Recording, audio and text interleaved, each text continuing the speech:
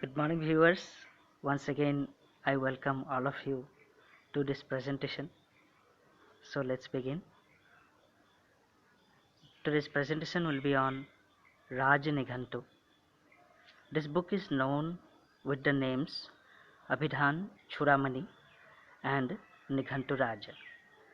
The author claims that this book is compiled after consulting works like Dhanvantari Nighantu, Madanpala Nighantu, Halayudha Nighantu, Vishwaprakasha Nighantu, Amar Kosa, and Bhojaraja Kosa. Another important aspect in this work deals with the names of plants in various languages. That means different vernacular names have been included in this work. Thus, some of our scholars named it as Dravya Vidhana Gana Sangraha. But the author himself preferred the name Raja Nighantu, meaning that this is the king among various Nighantus. So, to elucidate out the confusion regarding the author, we have two persons who are known to be the authors of this book. The first one is Narasimha Pandit, according to catalog number 231 of BOIH and catalog number 13254 of GOM, catalog number 11289 of SMT, and catalog number 935 of OMU. And the second person who is claimed to be the author of this work is Narahari, as per catalog number 205 of MOIB, catalog number of 1641 of SMU, and catalog number of CCS. So many consider that both the author are one and the same. As per catalog number 231 of BORI, also quotes Narasimha as Narahari Pandita as per Saka 1791, which refers to 14th AD. Therefore, considering all these references, Narahari, son of Ishwarswari, is considered as the author of this work. He was the chief administrator or the king of Kashmir dynasty. So Narahari was the king of Kashmir dynasty, who is considered to be the author of Raja Nighantu. Narahari mentioned Madanpala Nighantu. It was composed in 1374 AD. So his date may be assigned as 14th AD or beginning of the 15th AD. He is after Amar Simha, who was another king of Kashmir dynasty, and Professor H.S. Wilson puts him in between 12 to 13 AD. He also opined that he belongs to South, as many names which are being mentioned in his classic book indicate the terms used in Maharashtra and Karnataka. For the first time, Narahari gave first place to Dravyaguna among Astangas of Ayurveda. He mentioned Dravyaguna as the first subject to be studied in Ayurveda. This is the first lexicon which recognized the importance of nomenclature of plants. That is, the naming of plants, the importance of it, the scope of it were first emphasized in this book, Raja Nighantu. He mentioned Dravyaguna's importance as Nighantuna vina vedyo vidyana vyakaranang vina anabhyasena thanuskas trayo hasasya bhajanam. That means this emphasizes the importance of Nighantu to a doctor. Let us see the nomenclature of Dravya and synonyms.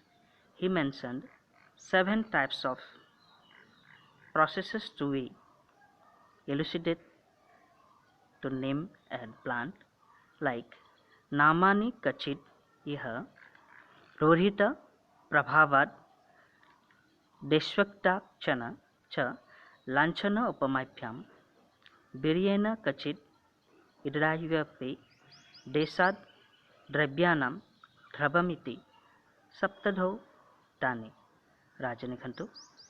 This means Ruri. Ruri means popularity in particular area. The names have no specific meaning but are used in certain areas. For example, Pacham Pach. It is a Rurhi which has no meaning but it has been utilized in different areas as Pacham Pach, meaning Daru Haridra in Ayurveda. Kinihi is another Rurhi name which means Apamarga. The second base of nomenclature is Prabhava, means the property, the specific property of the drug. Krimigna, which kills krimi or antibiotics in Ayurveda. Hayamara, that means it kills horses. Vishagna, which is antipoisonous. So basing upon their prabhava, the drugs have been named. Desyokta, for particular place. The drugs have been collected or the drugs are grown or the drugs are found in specific places. So the name. Magadi, Lanka, Malayaja, Vaidehi. Next comes the base of nomenclature Lanchan, the special feature Ajasringi that resembles the horns of goat. Danti resembles tooth. Asti Srinkhala resembles the bones. Next is Upama, that is simile. Mecha Lochana, that means the eyes of buffaloes. Banari, as the name suggests. Sukanasa, Panchangula, these are the names which are simile. They look like or look alike, so the name. Next comes Bidia, the potency of the drug. The drug is Ushana, Ushana and Sita. So these are based upon the potency of the drug. Next comes Atidesa or the blaming. Putigandha, foul smelling. The drug is foul smelling, so the name Putigandha. Kachuri, it is a prey. So these are the 7 types of bases of nomenclature as per Rajanikantu. Rajanikantu introduced many new plants. Being a learned physician and an arid grammarian, the material, the book is well discussed and well arranged. Therefore, we can certify that of all the Nikantus available at present, this is the best one. This text contains 23 vargas, but only 10 vargas, Varga number 3 to Varga number 12, are allotted for vegetable drugs. That is, around 780 drugs or herbs have been mentioned to be used as medicine. Excluding the 74 drugs of Subaranadi Varga, the remaining 13 Vargas of those 23 Vargas deal with other general aspects of diet, etc.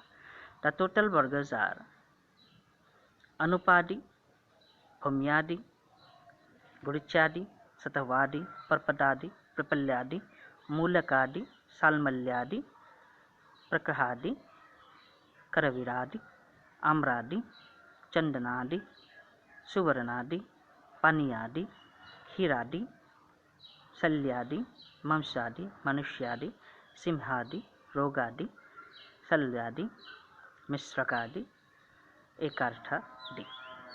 So these are 23 vargas which have been explained or mentioned in Rajanikantu. Let us see another one, that some writers place this Rajanikantu even later to Bhavaprakash Nikantu, basing upon some points. As because we have concluded that the Nikantu belongs to 14th century AD, but on the basis of some points, they have placed, some of our scholars have placed Rajnikantu in 17th AD. So the points are like Peter Karavir, that is yellow variety Karavir, has been described in Rajnikantu in this text, but which is missing in Bhavaprakash. The second one, Karpura Teila, Teila Pipilika, Krishna Bija, Surakshara, etc.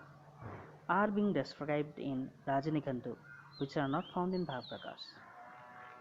Kulanjana is described in Rajnikantu, but it was called Mahabharivasa in Bhaprakash. As I mentioned in the earlier classes, Rajanighantu mentioned about Jandu, which is not there in Bhaprakash. Therefore,